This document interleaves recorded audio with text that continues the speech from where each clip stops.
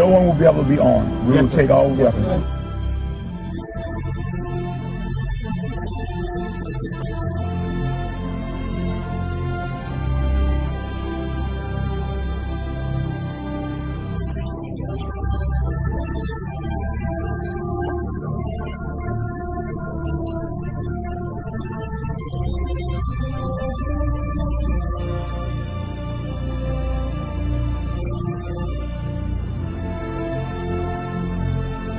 Every service member has an obligation, not just that they can refuse a legal order or an unlawful order. They have an obligation to. They have to. And so they have to make a decision for themselves where that line is.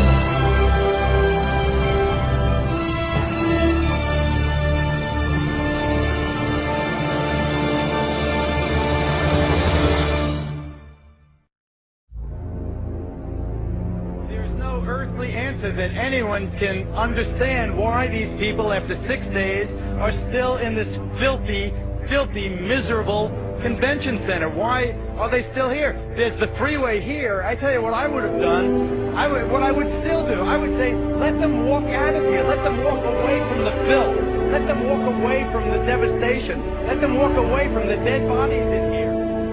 Let them walk out of there because I'm standing right above that convention center.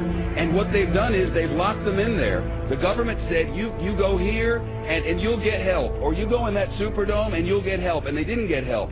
They got locked in there and they watched people being killed around them. And they watched people starving.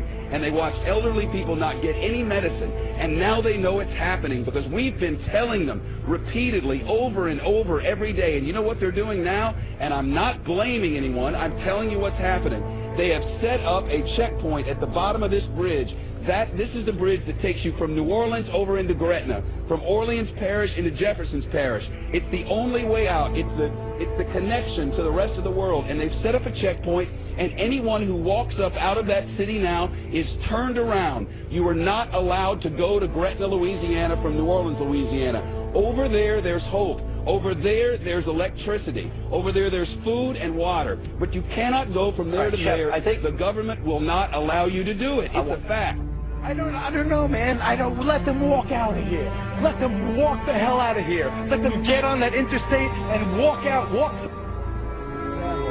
We had Walmart deliver 3 trucks of water, trailer trucks of water. FEMA turned them back.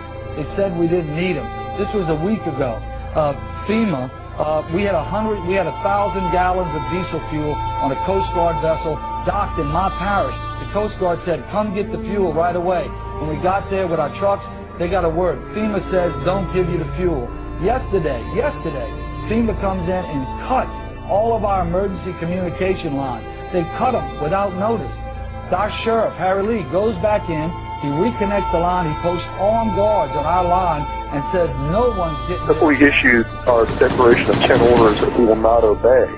And what those are designed to do is to get the troops thinking ahead of time about where the line of the sand is in advance. And that's what we're hearing in feedback from people in National Guard units is that in Katrina, that's kind of what happened, is the police and the military there, the National Guardsmen, were caught off guard and really hadn't thought about it in advance. Walking up and down these streets, you don't want to think about the stuff that you're going to have to do. Somebody pops around the corner. Let me shoot an American.